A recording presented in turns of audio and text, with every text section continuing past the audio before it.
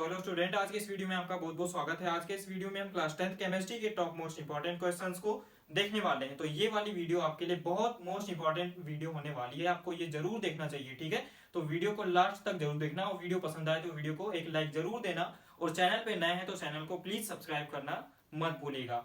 तो आज की क्लास को शुरू करते हैं। देखिए, अगर आप यूपी बोर्ड 2023 के स्टूडेंट हैं, ठीक है, तो ये वीडियो जरूर आपको देखनी चाहिए। अब इस वीडियो में जो भी क्वेश्चंस हम कवर करने जा रहे हैं, मोस्ट इंपॉर्टेंट क्वेश्चंस, वो है चैप्टर 1 से लेकर के चैप्टर 5 तक, जो कि 1 से 5 तक आपका केमिस्ट्री का चैप्टर पूरा हो जाता है। 5 ही चैप्टर हैं, ठीक है। तो जो भी क्वेश्चंस आपको आज हम बताने जा रहे हैं, देखिए 100% चांस इसमें क्या है कि 80% क्वेश्चंस यहाँ से ही जरूर आएंगे, ठीक है। तो इसलिए ये वीडियो आप लास्ट तक जरूर देखना, आपसे एक ही रिक्वेस्ट है, ठीक है।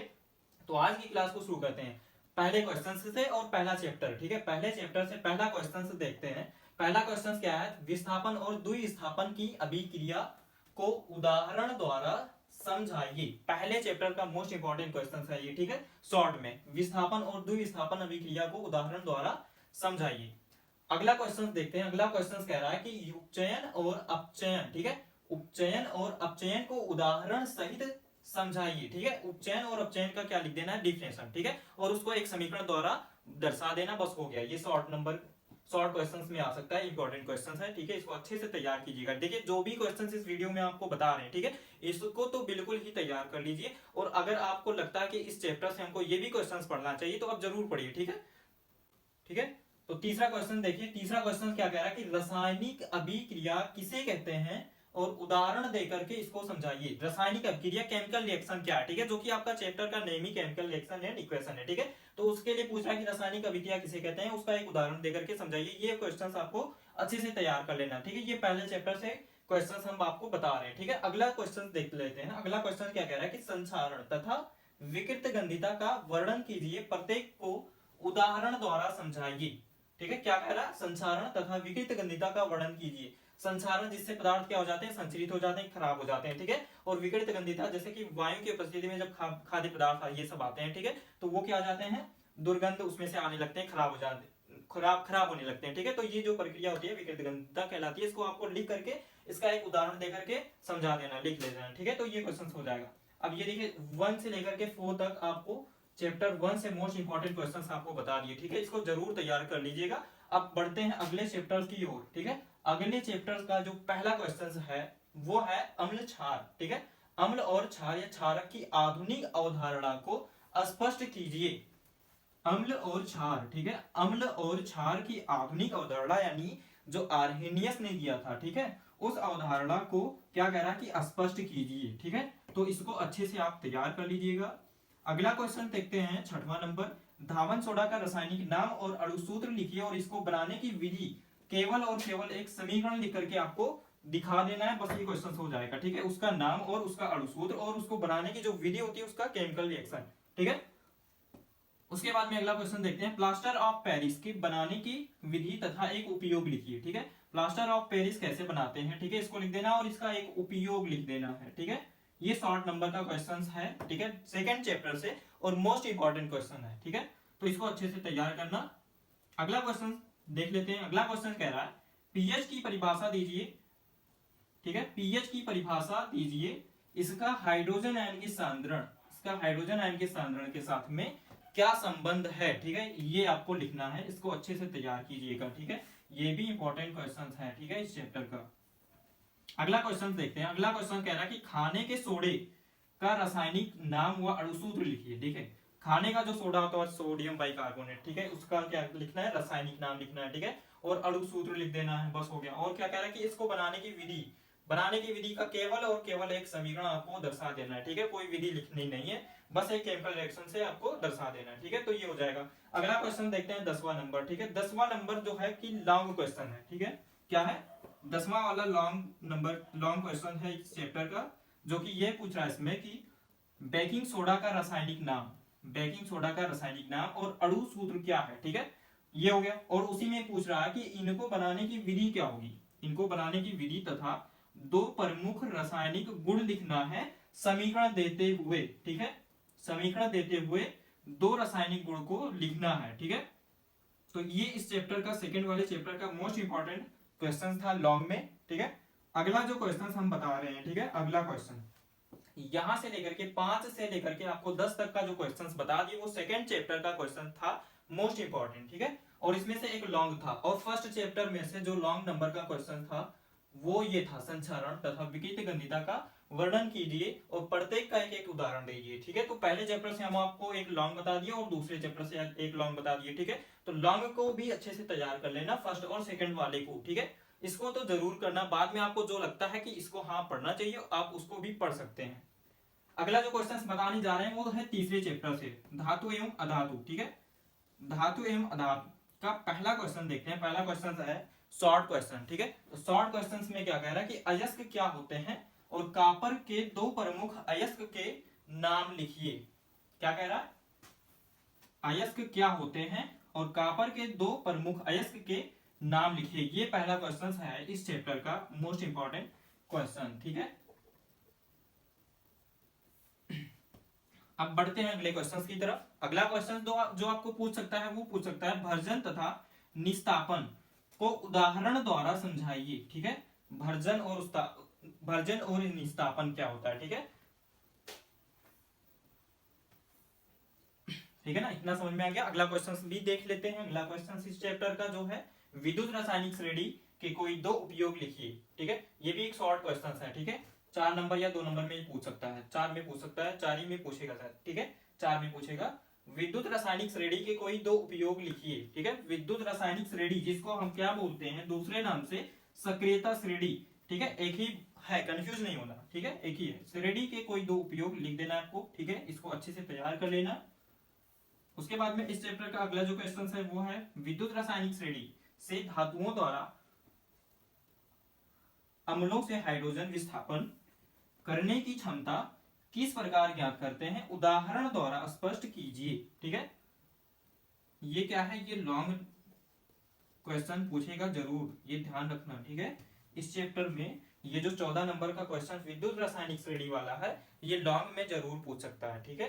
तो इसको अच्छे से तैयार कर लेना। उसके बाद में अगला जो क्वेश्चन कर रहा है इसमें, अगला जो क्वेश्चन कर रहा है वो क्या कर रहा है कि अयस्क और खनिज में अंतर स्पष्ट कीजिए। क्या क्वेश्चन है, अयस्क और खनिज में अंतर स्पष्ट कीजिए। अयस्क क्या होते हैं, खनिज क्या होते हैं, ठीक है। उसके बाद में लास्ट वाला जो क्वेश्चन है इस चैप्टर का मोस्ट इंपॉर्टेंट क्वेश्चन वो है रासायनिक गुणधर्म के आधार पर धातुओं एवं अधातुओं में अंतर स्पष्ट कीजिए। क्या कह रहा है कि रासायनिक गुणधर्म के आधार पर, केमिकल प्रॉपर्टी जो उनकी होगी धातुओं और अधातुओं में, ठीक है, तो उसके आधार पर आपको अंतर को व्यक्त करना है, ठीक है। तो इसको अच्छे से आपके बुक में तो होगा ही, ठीक है, ये सारे क्वेश्चन, ठीक है। तो इनको अच्छे से तैयार कर लेना, ठीक है, अगर आप यूपी बोर्ड एग्जाम 2023 में बैठने जा रहे हैं, ठीक है, और एक अच्छा स्कोर करने की कोशिश कर रहे हैं, ठीक है, या अच्छा स्कोर करने की कोशिश करना चाहते हैं।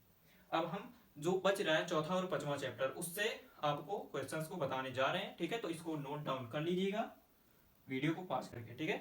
तो अब मैं बताने जा रहा हूँ कार्बन तथा उसके यौगिक से मोस्ट इंपॉर्टेंट क्वेश्चन, ठीक है, जो कि आपके केमिस्ट्री का चौथा चैप्टर है, ठीक है। तो पहला क्वेश्चन इसका देखते हैं। पहला क्वेश्चन क्या है, पहला क्वेश्चन है सजातीय श्रेणी को परिभाषित कीजिए, इसका एक उदाहरण देकर के स्पष्ट कीजिए। सजातीय श्रेणी क्या होते हैं, जैसे मेथेन, एथेन, प्रोपेन, ये सब सजातीय श्रेणी होते हैं। तो इनको परिभाषित कीजिए और एक उदाहरण देकर के इनको समझाना है, ठीक है। तो बहुत ही अच्छा सा क्वेश्चन है, इजी है, ठीक है। इसको अच्छे से तैयार कर लीजिएगा।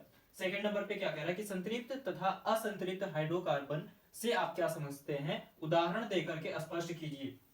संतृप्त हाइड्रोकार्बन और असंतृप्त हाइड्रोकार्बन भी बहुत इजी टॉपिक है और बहुत मोस्ट इंपॉर्टेंट क्वेश्चन है, ठीक है। तो इसको अच्छे से तैयार करके जरूर जाना। तीसरा क्वेश्चन देखते हैं। तीसरा क्वेश्चन क्या कह रहा है कि क्रियात्मक समूह क्या है, किन्हीं 4 क्रियात्मक समूहों के सूत्र संरचना सहित नाम लिखिए, ठीक है। क्रियात्मक समूह जो जोड़े जाते हैं, ठीक है, उनको पूछ रहा है कि वो क्या होते हैं, ठीक है। और कह रहा है कि किन्हीं 4 क्रियात्मक समूह के सूत्र सहित नाम लिखिए, ठीक है। जैसे एल्कोहल का ग्रुप हो गया, ठीक है, ये सब एल्डिहाइड वगैरह ये सब, ठीक है। चौथा क्वेश्चन देखते हैं। चौथा क्वेश्चन भी मोस्ट इंपॉर्टेंट क्वेश्चन है, ठीक है। क्या कह रहा है कि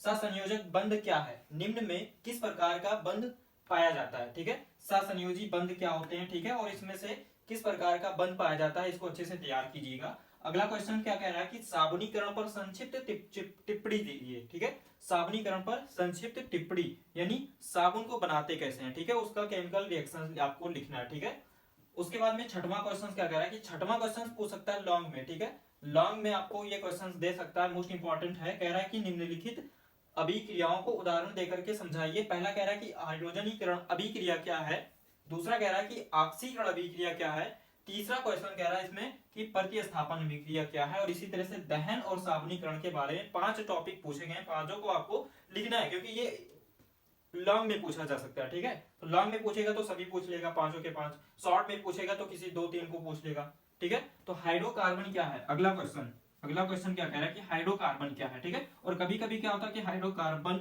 और संतृप्त हाइड्रोकार्बन, ठीक है, और क्रियात्मक समूह को एक ही में लॉन्ग में बना करके दे देता है। ठीक है, तो एक ही में लिख सकते हो अगर लॉन्ग में आता है। ठीक है, तो इसको भी तैयार कर लेना, हाइड्रोकार्बन क्या है।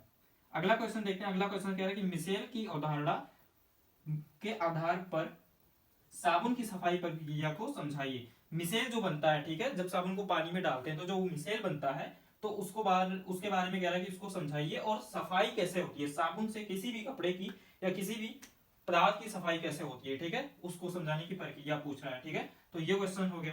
अगला क्वेश्चन जो है इसका मोस्ट इंपॉर्टेंट क्वेश्चन है इस चैप्टर का, ये क्या है, निम्न का इलेक्ट्रॉन बिंदु संरचना बताइए। इलेक्ट्रॉन बिंदु संरचना क्या होता है। ठीक है, जब जैसे कि मान लेते हैं कि मेथेन है, मेथेन में एक कार्बन और 4 हाइड्रोजन, तो चारों हाइड्रोजन को ऐसे बिछा दो, बीच में कार्बन से सभी को जोड़ दो, और सभी के इलेक्ट्रॉनों को साझेदारी इलेक्ट्रॉन जो होते हैं उनको दर्शा दो। ये होता है इलेक्ट्रॉन बिंदु संरचना। तो किसी का भी पूछ सकता है, मेथेन, एथेन, सल्फर के अणु, कुछ भी पूछ सकता है। ठीक है, कार्बन डाइऑक्साइड, इन सभी को पूछ सकता है। अगला जो क्वेश्चन इसमें कह रहा है कि समावयवी क्या है। ठीक है, ये मोस्ट इंपॉर्टेंट क्वेश्चन है इस चैप्टर का। ठीक है, ये भी सारे हैं वैसे। ठीक है, ये भी है। इसमें कह रहा है कि समावयवी क्या है, ब्यूटेन के 2 समावयवों की संरचना लिखिए। ठीक है, समावयवी जो होते हैं वो आणविक द्रव्यमान तो उनका सेम होता है, बस संरचना सूत्र अलग होते हैं, इसलिए इनको समावयवी कहा जाता है। तो इसको तैयार कर लीजिएगा। तो बस इतना ही इस चैप्टर का मोस्ट इंपॉर्टेंट क्वेश्चन था। ठीक है, तो इसके आगे वाले हम बताने जा रहे हैं। आगे वाले जो चैप्टर है तत्वों का वर्गीकरण, उससे मोस्ट इंपॉर्टेंट क्वेश्चंस को देखेंगे। ठीक है, तो इसको नोट कर लीजिएगा वीडियो को पास करके। अब हम केमिस्ट्री के लास्ट चैप्टर तत्वों का वर्गीकरण के मोस्ट इंपॉर्टेंट क्वेश्चंस को देखने वाले हैं। ठीक है, तो पहला क्वेश्चन देखते हैं। पहला क्वेश्चन क्या कह रहा है कि मेंडलीफ की आवर्त सारणी किस नियम पर आधारित है। ठीक है, मेंडलीफ की आवर्त सारणी किस नियम पर आधारित है, मोस्ट इंपॉर्टेंट क्वेश्चन है, नोट कर लीजिएगा और अच्छे से इसको तैयार करके बोर्ड एग्जाम में जाइएगा। ठीक है, अगला जो क्वेश्चन है, आधुनिक आवर्त सारणी का नियम लिखिए। ठीक है, आधुनिक आवर्त नियम क्या है। ठीक है, आधुनिक आवर्त नियम क्या है। ठीक है, अगला क्वेश्चन क्या है, मेंडलीफ की आधुनिक आवर्त सारणी की 4 उपयोगिताओं को लिखिए। ये क्वेश्चन इसमें कह रहा है। ठीक है, मेंडलीफ ने जो आधुनिक आवर्त सारणी दिया था उससे 4 उपयोगिताएं लिखने को इसमें बोला जा सकता है। ठीक है, तो ये भी मोस्ट इंपॉर्टेंट क्वेश्चन है, इसको तैयार कर लीजिएगा। देखिए टोटल 5 क्वेश्चन इसमें हम सिलेक्ट किए। ठीक है, ये बार बार एग्जाम में रिपीट होते हैं, तो इनको जरूर पढ़िएगा। ठीक है, तो अगला क्वेश्चन देख लेते हैं। मेंडलीफ का आधुनिक आवर्त नियम, ये एक बार फिर से यहाँ पे लिख गया है गलती से। ठीक है, मेंडलीफ का आधुनिक आवर्त नियम तथा मेंडलीफ के आवर्त सारणी के किन्हीं 2 दोषों के बारे में लिखिए। अगला जो क्वेश्चन है वो है लॉन्ग। ठीक है, लॉन्ग क्वेश्चन इसमें ये किया जा सकता है, मेंडलीफ के आवर्त सारणी के गुण एवं दोषों को लिखिए। ठीक है, ये लास्ट क्वेश्चन है इस चैप्टर का मोस्ट इंपॉर्टेंट क्वेश्चन। ठीक है, जो लॉन्ग में कई बार पूछा जाता है। ठीक है, मेंडलीफ के आवर्त सारणी के बारे में लिखिए, उनका गुण क्या था और उनके आवर्त सारणी का, और उसमें क्या दोष पाए गए। ठीक है, उसमें क्या उन्होंने गलतियां की थी। तो ये कुछ मोस्ट इंपॉर्टेंट क्वेश्चन थे केमिस्ट्री के। ठीक है, चैप्टर 1 से 5 तक। ठीक, आशा करते हैं कि आपको वीडियो अच्छी लगी होगी। ठीक है, अगर वीडियो अच्छी लगी तो वीडियो को लाइक जरूर कर देना। ठीक है, और कमेंट बॉक्स में जरूर बताना। चैनल पे नए तो चैनल को सब्सक्राइब कर लो। ठीक है, मिलते हैं किसी अगले स्पेशल वीडियो में, तब तक के लिए goodbye and take care.